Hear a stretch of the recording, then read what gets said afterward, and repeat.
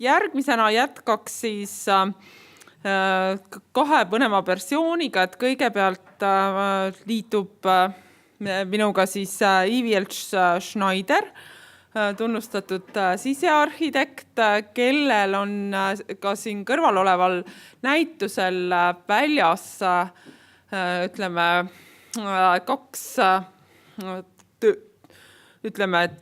tööde komplekti.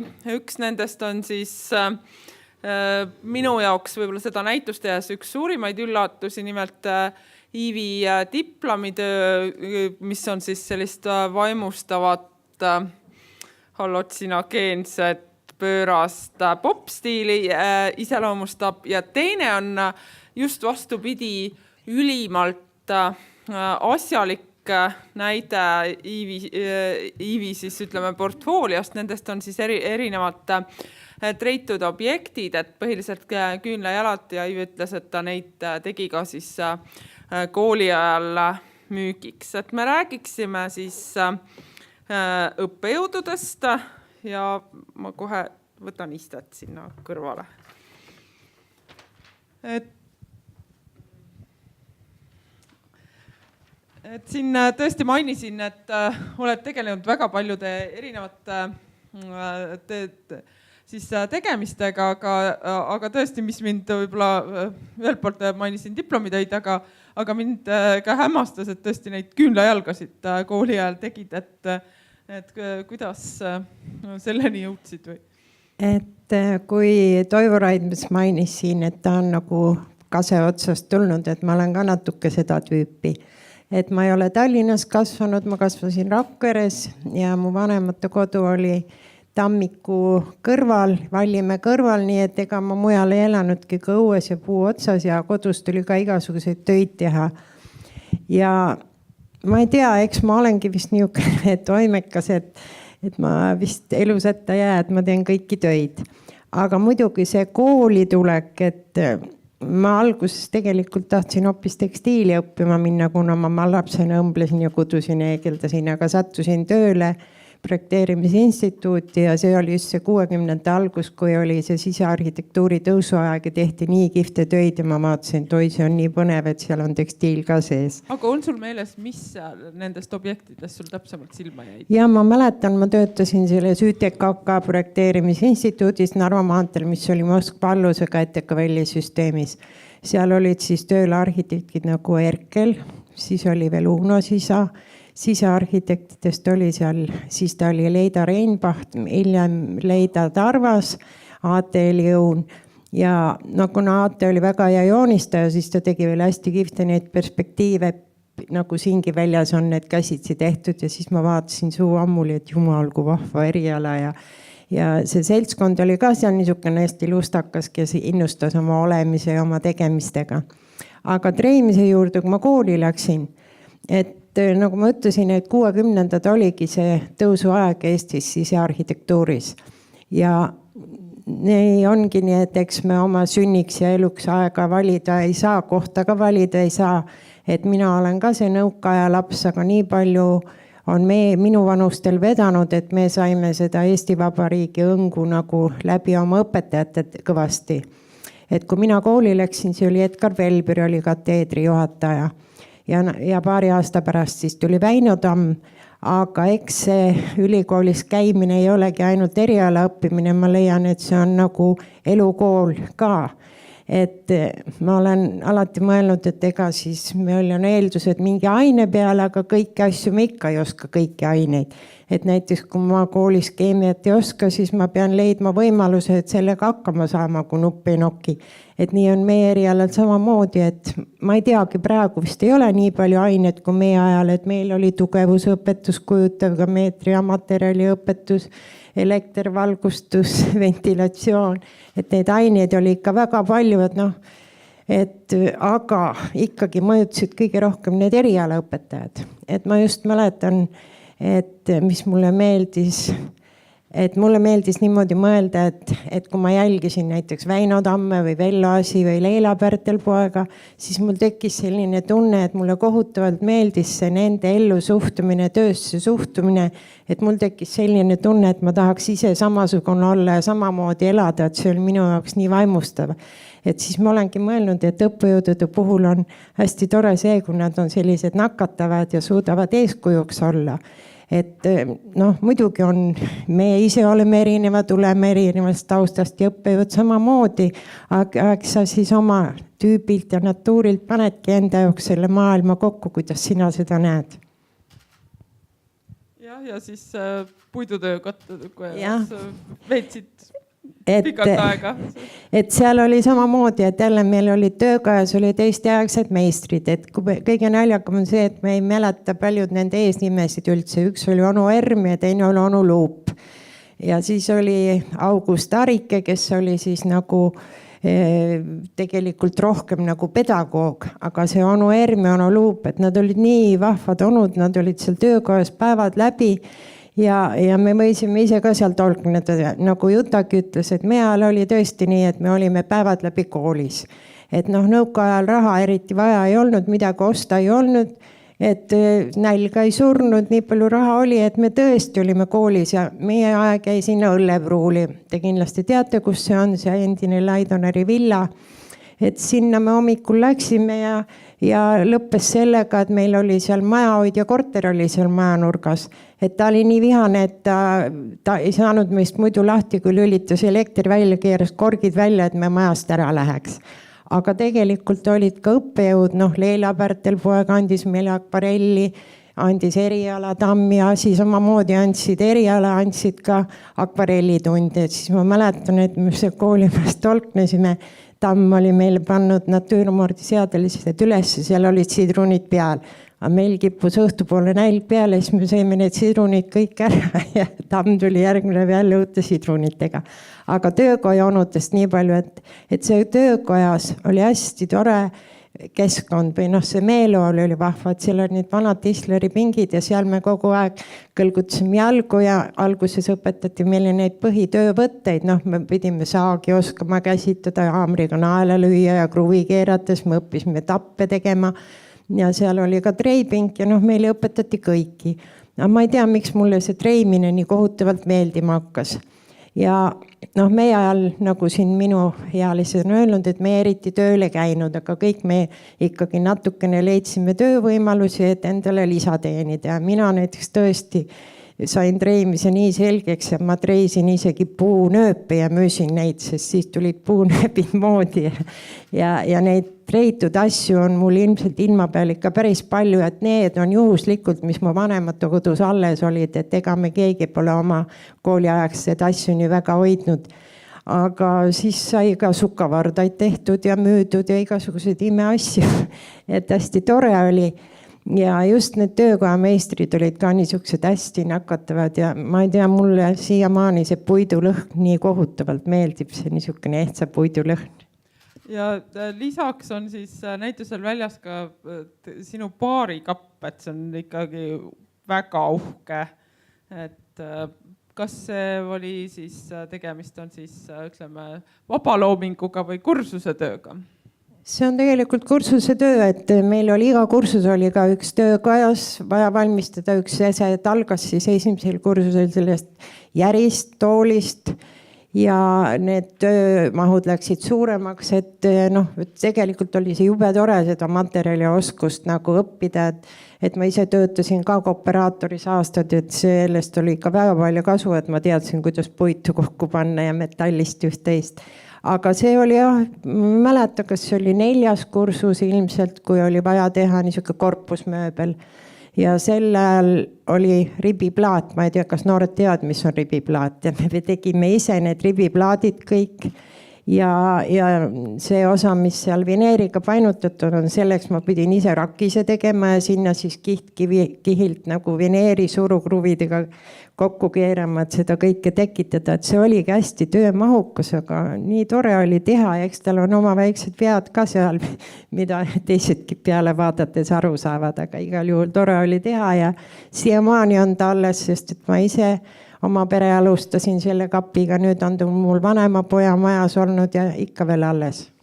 Aga jällegi selles on juba selline moodsajad uksed, et kust need inspiratsiooniallikad pärinesid, et kas kuidagi juhendajad suunasid või Vot, no ma olen siin nüüd eelnevaid arvamusi ja nägemusi kuulanud ja siis ma olengi mõelnud, et eks me kõik ju kuskilt tuleme, oleme kuskilt pärit, et mina olen, kuna ma olen ka päris palju kirjutanud oma erialast, siis ma olen ka mõelnud oma erialast ja ma arvangi, et eks ringi vaadates jääbki mulje, et me kõik saame oma olemuse oma geograafilisest elukohast, et näiteks, et kuhu me kuulumegi siia põhjaareaali, et miks meie maitse-eelistused jäävad siia põhja poole rohkem, mitte sinna slaavi ja lõuna poole.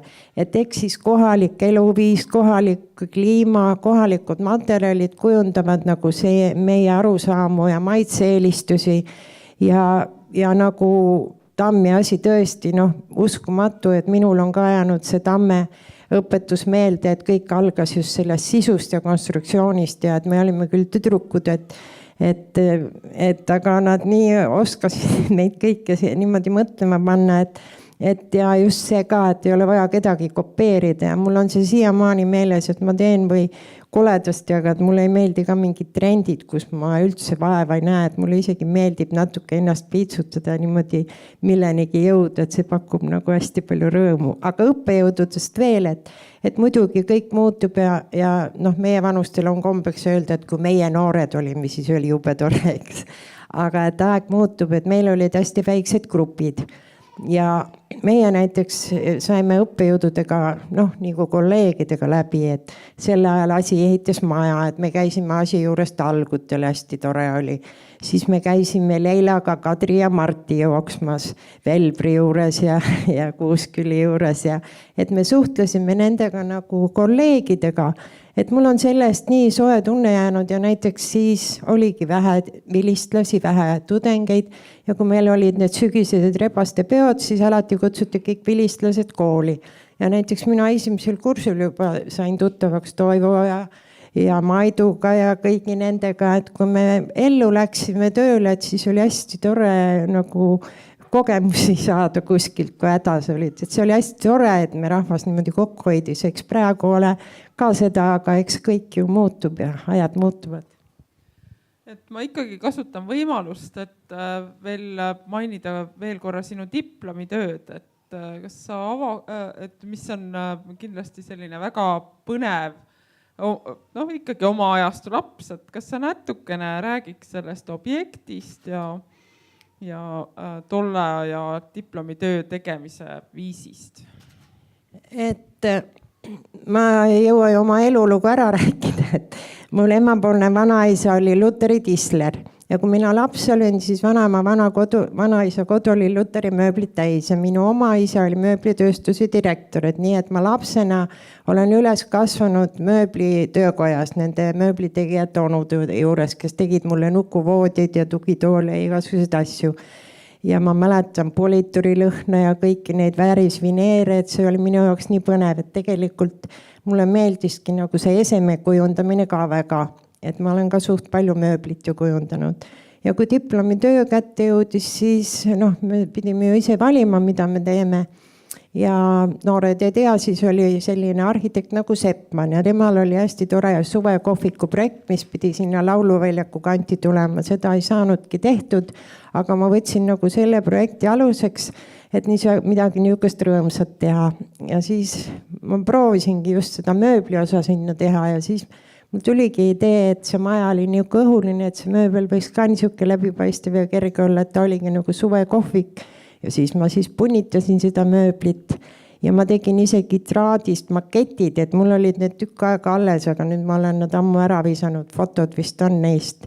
Et mulle pakkus lõbuse toolide ja üldse mulle endale vist mööbliesemetest meeldivadki kõige rohkem toolid, kuna need on kõige keerulisemad. Ja mulle meeldib ka just see, eks ma olen ka selle aja laps, Tamme ja asi õpetus, et kõik peab funktsionaalne olema. Et muidugi tehakse ka selliseid üritusi, kus sa lihtsalt teed mingid kompasid.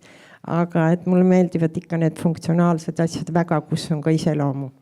aga no ometi see sinu diplomitöö on ju väga mänguline ja värviline, et ei ole sugugi siis selline hillitsetud ja siivas. Ma ise olen vist ka natuke üle keskmise elurõõmus inimene, et ma ei tee selliseid interjööre, kus on ainult all ja must ja valge, et mul meeldib ikka natukene värvi kuskile panna.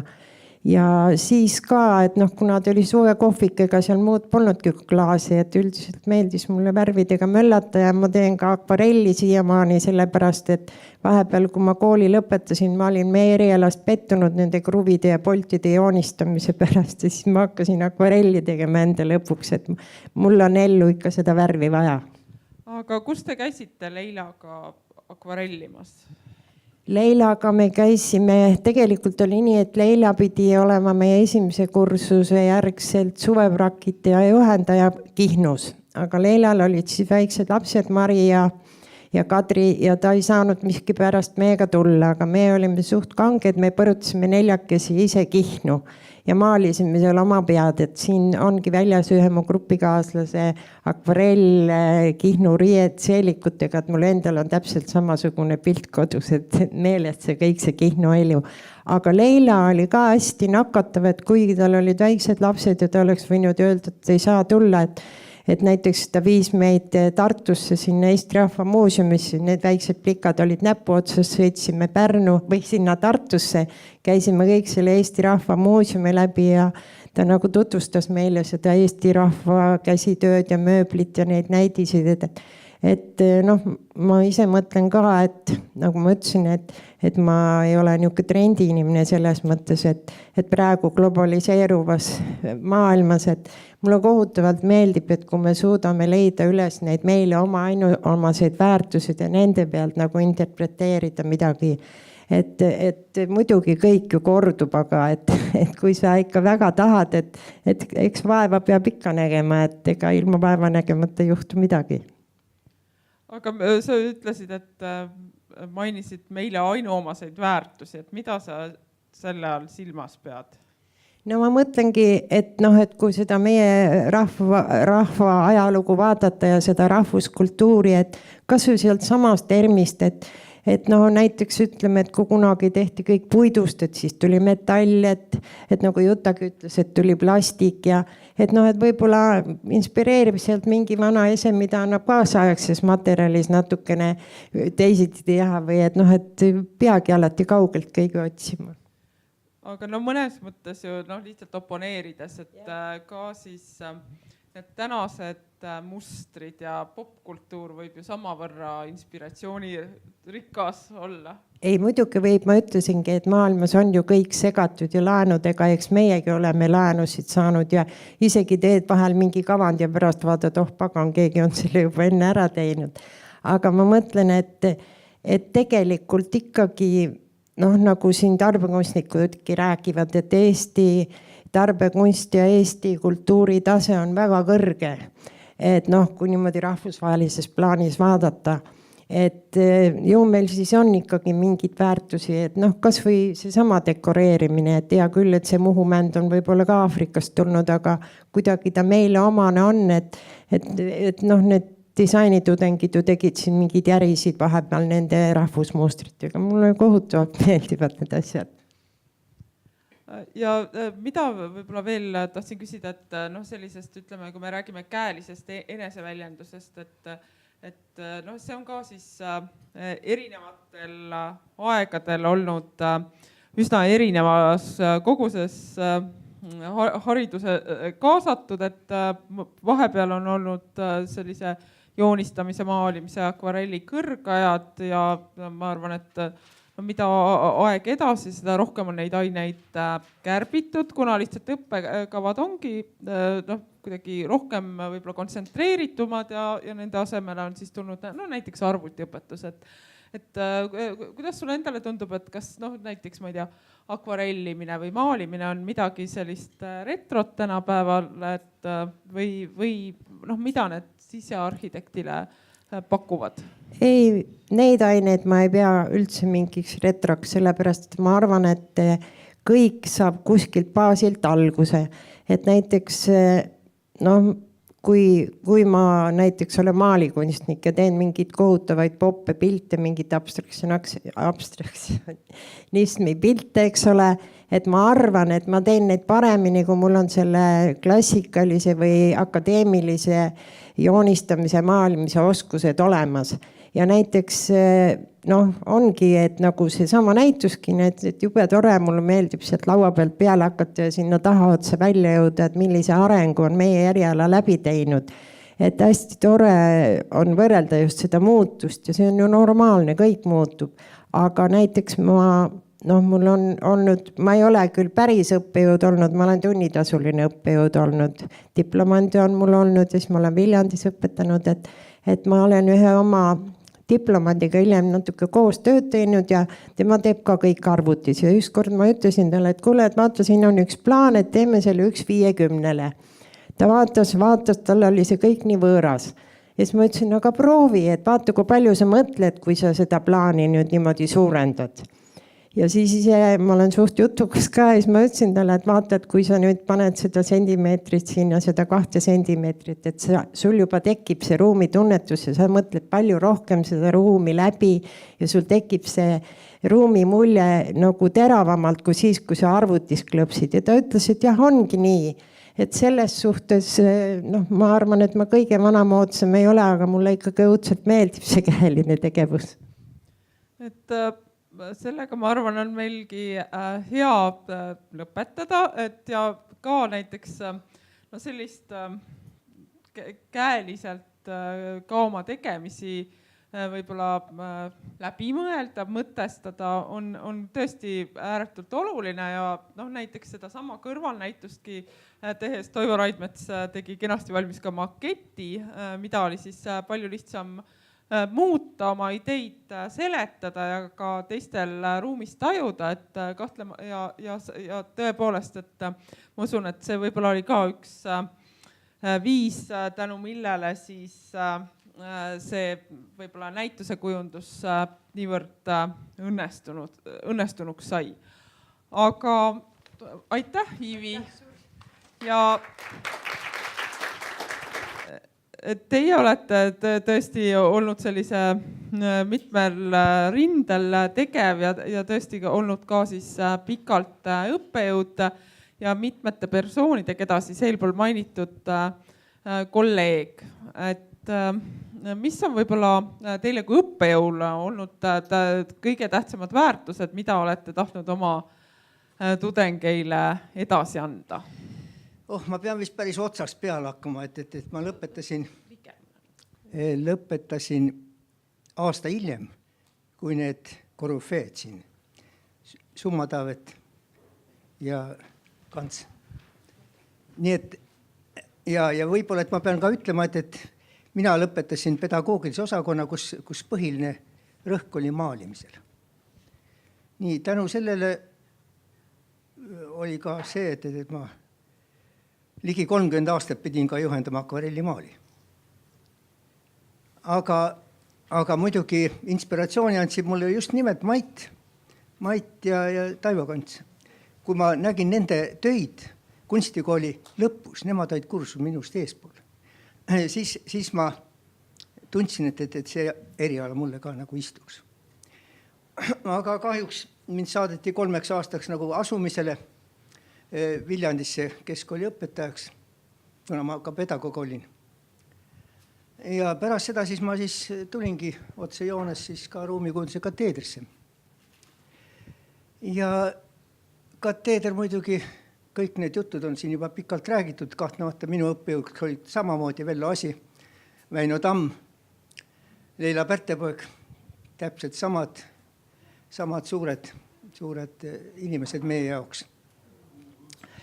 Ja mina olin suhteliselt, kuna ma olin juba pedagoog, järelikult ma olin natukene korrektsem kui mõned teised. Ja juhtus nii, et meile andis, Edgar Kuusik andis meil kompositsiooni aluseid. Ja kui ma olin 4. kursusel, siis juhtus nii, et Kuusik oli natukene põduravõitu juba üle 80 ja mind siis määrati tema assistendiks. Ja nii võin ma öelda, et ma olin nagu 3 aastat olin siis nagu tudeng, edaspidi juba õppejõuna, algul assistendina, lõpuks dotsendini välja, nii et minu kogu periood oli kokku 33 aastat. Ja sellest siis 30 aastat kateedris, kuidas ma ütleks, et nagu valveõppejõud, kes tegi kõike. Alates sellest, et ma olin muidugi maalis suhteliselt tugev. Mäletan seda, et esimene kursusel, kui me läksime Leila Pärtepaga kuskil Raekoja platsile esimesi akvarelli tegema, siis Leila ütles, et aga võta endale vabastused, et sul ei ole vaja nagu seda stuudiumit teha. Muidugi ma ei võtnud vabastust ja ma õppisin 5 aastat veel maali juurde. Ja võib-olla, et kõige olulisemaks kogu selle õppeperioodi jooksul ma siiski arvan, et mul oli paar õppedistsipliini, mida ma nagu ikkagi entusiastlikult tegin ja siin oli jutt oli Bauhausist. Et ka mina olen paar korda Bauhausis käinud, tähendab Saksamaal. Ja õpetasin värvusõpetust just nimelt Bauhausi õppejõu John Nitteni ühesõnaga programmi või õigemini tema Ameerikas välja antud raamatu järgi. Ja see oli mõeldud muidugi eelkõige just kujunduskunstnikele, see programm. Ja ma arvan, et kui minu õpilasi siin praegu on, siis nad kõik on seda programmi kätte saanud. Ja kui ma nüüd vaatan neid musti ja halle seinu, siis ma ütlen, et see on ju resultaat, mis tuleb Itteni teooriast, et lõpuks kõik värvid kokku segates annavadki halli ja musta. Ja, nii et ühesõnaga praegu on nagu lõpp ja nüüd tuleks nagu teha väike revolutsioon ja hakata uuesti pihta ja tuletama meelde seda, kuidas see värvusmaakera ikkagi oli, et kus on ikka põhivärvused ja kus kohas on poolustel on must ja valge ja võib-olla, et uuesti sealt keskelt hakata uuesti välja poole minema, et värvilisemaks asi läheks. Aga kindlasti ka seesama kompositsiooni alused, mida Kuusik nagu alustas ja ta on ka ühe õpiku laadse raamatu välja andnud, mis on küll rohkem niisugune romaani stiilis kirjutatud kui õpik. Ja ma üritasin natuke rohkem teoreetilisemalt läheneda proportsioneerimisele, rütmile ja kõigile väga paljudele terminitele. Ja et ka tudengid need siis kõik ka läbi teeksid, eks ma piinasin neid päris palju. Nii manuaalselt, et nad pidid väga palju ka värvusõpetuses tegema, kleepima neid väikseid värvilisi ruudukesi vastavalt siis nendele teemadele, mis ma siis ette andsin. Nii et värvusõpetus oli praktiliselt nagu 2 aastat. Ja kuna ma õpetasin siis ka akvarelli, siis ka seadeldised natüürmordid ma panin ka vastavalt värvusõpetuse teemadele. Ja, nii et tähendab, et küsimus see, et kas ma panin põhivärvused, kollased, punased, sinised objektid. Nii, järgmisena tulid juba vastand. Tähendab, et mis on punane, roheline ja nii edasi. Tähendab, et paralleelselt sellega, kuidas ma siis õpetasin värvusõpetust, ma panin ka seadelised üles. Aga kuna ma ütlesin, et ma olin nagu valveõppejõud, siis ma oman natukene manuaalseid oskusi, nii nagu kõik need, kes ruumikujundus on ju lõpetanud. Aga tõenäoliselt on mulle ka looduse poolt antud, sellepärast ma olen ka ise omale mitte ainult mööbli teinud, aga ka kogu oma elamise maale ehitanud. Ja tänu sellele muidugi olin ka tooli projekteerimise juures ja viimastel kurstel oli siis klapptooli projekteerimised ja üks tool on ka siin väljas, üks minu juhendatud tool siin praegu näitusel. Nii et see oli palju aastaid, sai toolidega tegeletud ja eks need toolid ongi natuke niisugune ruumikujute lembe objektid, erid need, kes Väino Tamme kehalt on tulnud. Aga ongi lühidalt kõik, kogu minu elu. Aga ikkagi seentest räägin ka. Tähendab see, et ma viimastel aastatel olen seentega tegelenud, see on muidugi paras vale. Ma tegelesin sellest ajast peale, kui ma olin õppejõud, tudengid teavad, et praktikate ajal mina olin rohkem metsas kui nende juures. Kõlab hirmsalt. Jah, aga nii, et siis ma juba tookord pildistasin väga palju seeni ja ma ei ole sellest loobunud, ilmselt ka eile ma pildisin seeni. Nii et see on 50 aastat jutti olen ma tegelenud seentega ja seda muidugi natukene kõrgemal tasemel kui ainult siis kukeseene praadimist. Nii et kukeseent ma ei pea muidugi üldse seeneks, aga nii et seene loeng see nüüd ei tule, aga et tähendab, et ma olen palju aastaid, üle 10 aastaga Tartu Ülikooliga seoses teinud ka siis seene herbaariumit, tähendab, et see tähendab, on hõivanud ka minu praktiliselt terve aasta. Talvisel perioodil arvuti taga ja siis kevaded, suved on muidugi kogu aeg metsas. Aga siis lihtsalt provokatsiooni korras, et kas sisearhitektuuril ja mükoloogial on ka midagi ühist? Vaat, seda on enne ka küsitud, et kas siin on ühist, siis ma vist pean ikka ausalt ütlema, et ma ei näe mingit muud ühist kui see, et metsas on tore alla. Kui ma olen juba projekteerimislaua taga juba ära väsinud, siis ma lähen metsa ja minu õnn oli see, et ma läksin 90 aastate algul läksin Saaremaale ja see oli murranguline aeg ja ma olin tookord ainus ühesõnaga Erki lõpetanud sisearhitekt Saaremaal ja nii et tööpuudust mul ei olnud. Ja alates siis ühiskondlikest toonetest kuni siis lõpmatute hulga indiviidide projekteerimine, nii et neid objekte on palju, aga muidugi minu objekte peaaegu keegi pole õieti näinud, sellepärast, et need on nii kaugel ja keegi ei hakka ometigi nii sõitma nagu mina, et täna hommikul tulin Saaremaalt ja lähen õhtul tagasi.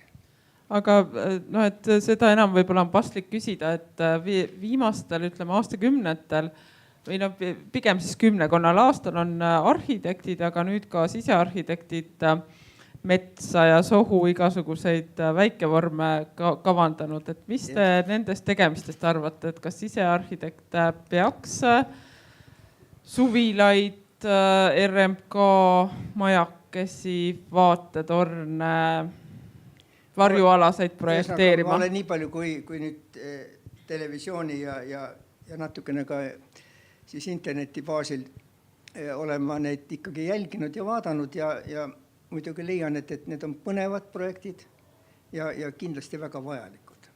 Sest mitte sellepärast, et nad just peaksid loodusse sobima, aga see sümbioos on ikkagi lõpuks olemas. Tähendab, et neid ei tehta reeglina sinna metsa, ei tehta betoonist ja klaasist, aga põhiliselt ikkagi puitu kasutatakse.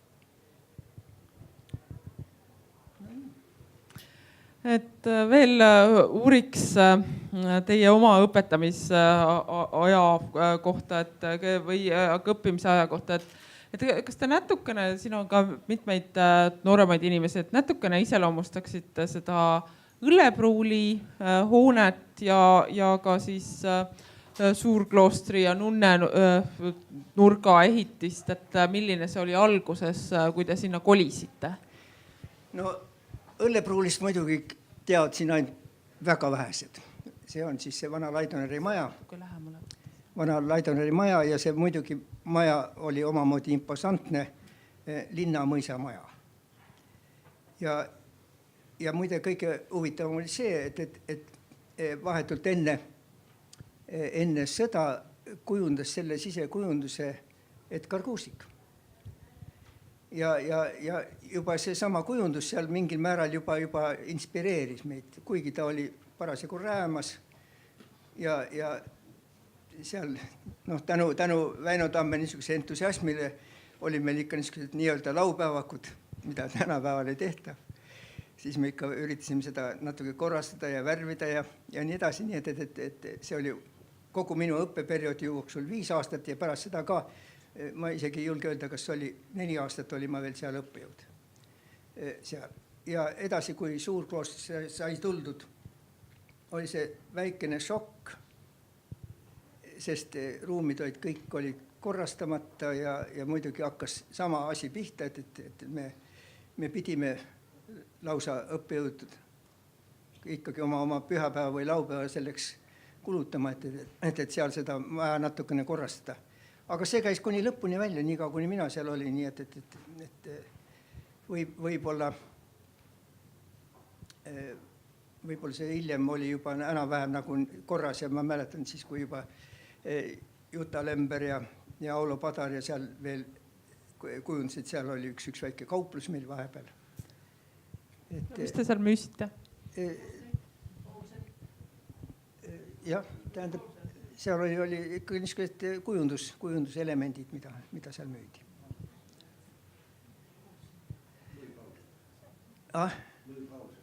Ja, Paulsen, jah. No see Paulsen on muidugi, ma ei tea, kui paljudest Paulseni firmad tunnevad, aga vanem generatsioon kindlasti tunneb väga hästi ja eks minagi olen nagu Paulseni PH5 niisugune fännaja. Ja mäletan seda, kuidas Vello asi tuli, Londonist tuli ja ütles nii, et kauplus oli müüa Paulseni PH5. Ja ütles, et aga üks oli roostvaba terasest ja see oli 3 korda kallim kui mitte roostvaba terasest. Mina muidugi ei tea veel siiamaani, et kas tõesti on Paulsen PH5 ka roostvaba terasest tehtud. Et ei ole näinud, ei ole kuulnud. Käbi võib-olla on, aga jah, aga Vello rääkis just tookord sellest. Ja, no niisugused. Neid lugusid on palju, nii et kindlasti hommikuni võiks seda rääkida, aga ma usun, et kõik on juba parasjagu väsinud sellest ruumi kujundamisest. Vaevalt küll, et ma veel ikkagi jätkaks, et mainisite ka siis professor Kuusikut, et kelle assistent te olite. Mis see assistendi töö tollel ajal assistendi töö oli, no kuna lihtsalt nii-öelda juhtkond sealt Tartu maantee 1 nagu said aru, et Kuusikuga ei ole asjad vist väga korras. Et tervis on tal vilets, siis oli tarvis lihtsalt, et kes niisugune assistent ei on midagi muud, kui vaatas, kuidas professor tundi andis, käis ka järgi ja siis andis ka mõned korraldused, mis ta oli ja ka hilisemal perioodil oli nii, et kui ma juba pidin ise olema juhendaja, siis ma käisin Kuusiku juures kodus. Ma võtsin tööd kaasa ja siis me arutasime need tööd läbi. Tähendab, et ja siis tema ütles muidugi oma seisuga, see ei kõlba kuskile 2 ja see on juba hea asi. Ja nii oligi, minul ei jäänud muud üle, kui täpselt samamoodi öelda edasi. Aga Kuusiku, mõnes mõttes ju Kuusiku enda loomine on ka üsna selline vastuoluline. Ta oligi. Ta oli ka tundides, ta oli suhteliselt, siin on juba räägitud, et ta tuli, nii nagu ta oli vestiga ja Kiki Lipsuga, et ta tuli nagu tõeline parun. Tuli sisse, käis laudade vahelt läbi, ei ütelnud ühtegi sõna ja läks välja. Kõik. Ja ta ei tulnudki enam tagasi. Nii.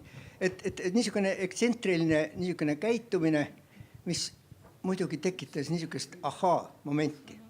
Kas see natuke tüütu ei olnud või? Ei, tähendab, vahel oli ta nii, nagu siin juttugi oli, et vahel ta tuli, istus sul kõrval, samamoodi võttis siis selle, ega pliiatsiga ta ei tahtnud midagi õiet teha, võttis nii sööpulga. Võtke sütt ja siis tuleb isandid. Nii et ta ise seal sageli ikkagi määris selle paberi ära ja nagu siin ennegi jutt oli, et pärast ütles, et ma ei saa ise ka hakkama ja tehke ära. Kõik. Järgmine kord ta tuli ja ütles, et pole väga viga, nägi oma visandit. Aga kuidas teile tundub, et mis tema maitse tollel ajal oli? Et kui ta, ütleme, 30-ndatel tegi ju, oli näha ka, et kas sellist aardekood teha ja pärast siis tegi ju stalinismi samad. Ei, seda ei osanud mina tookord vaadata üldse, õigemini, kuna tegemist oli kompositsiooni alustega, siis ta rääkis ikkagi ainult neid probleeme, dünaamikat ja kõiki neid asju, et lõpuks mida mina nii-öelda maapoisina samamoodi üldse teadsin sellest, et mida ta on teinud või midagi. Oli juttu, et ta on Riias õppinud ja kõik, aga et need asjad olid väga tol ajal oli ka nii, et ega kõik asju ei räägitud ka. Muidugi teisest küljest jälle kummastavat, kui mõelda Edgar Velbri peale, et tema portfoolio on vaata tuhkemgi, aga kes ilmselt persoonina ei olnud nii jõuline ja võib-olla kohati ka ebaviisakas enesekehtestaja, olen ma õieti aru saanud. Ja oli, aga ta tekitas ikkagi niisugust niisugust soliidset aukartust enda suhtes ja see ei olnud tal mitte teadlik, ta oligi niisugune. Nii et no, aga millised need Velbri õpetussõnad olid või mida tema Velbri kohta siin juba oskas anda? kommenteeriti ja Velbri oli ikka niisugune omamoodi niisugune pragmaatik ja ta üritas ka kõike asju selgeks teha ja väga niisuguse inimlikul moel. Nii et ja ütleme, ta juhendas indiviidi projekteerimist. Ja ma mäletan seda, see on niisugune meeldejääv seik, et ma tegin siis, tol ajal ma olin mingi periood, kui ma olin Viljandis õpetaja, elasin ma Tiit Pääsukese indiviidis, või õigemini nende vanemate indiviidis. Tiit Pääsuk oli mu kursuse kaaslane. Elasin seal ja see maja oli tolleaegne karpmaja, laameda katusega, aga oli värskelt ehitatud maja ja mis mul maapoisina siis silmees muud oli kui see sama maja. Eks ma hakkasin see umbes sama, siis Velbri istus mu kõrvale ja ütles, et lõi niimoodi jalga, ütles, et teeme ikka natukene soliidsemalt. Et see koridor või see on nagu väike putka siin, et teeme ikka natukene. No siis ma tegin muidugi maja igatepidi suuremaks, aga maja ikka samaks. aga muidugi ja siis veel niisugune moment, et kui siis maja oli vannituba, siis ta lõi samamoodi jalaga nii mulle vastu. Et tüdrukud olid ka seal, et siin peaks üks asi veel olema peale selle kempsupoti. No nii, jällegi, kus mina seda teadsin, et peab veel midagi olema. Võt niisugused. Aga kas te käisite ka tema oma neid majasid vaatamas või ta pigem vältis seda? Ei, me käisime ja muidugi, eelkõige muidugi tema enda majas. Nii et aga mingit niisugust suuremat ülevaadet ta küll, et ei võtnud, vähemalt minu kursust küll mitte. Meid oli samuti 4 inimest oli kursusel. Ma ei tea, kui suured nüüd praegused kursused on, aga ilmselt suuremad. 10 vast ikka rohkem. No nii need niisugused mõttemõlgutused, lihtsalt üksikud fragmendid. Kuulge, suur aitäh teile ja anname nüüd sõnajärje üle Eero Jürgensonile.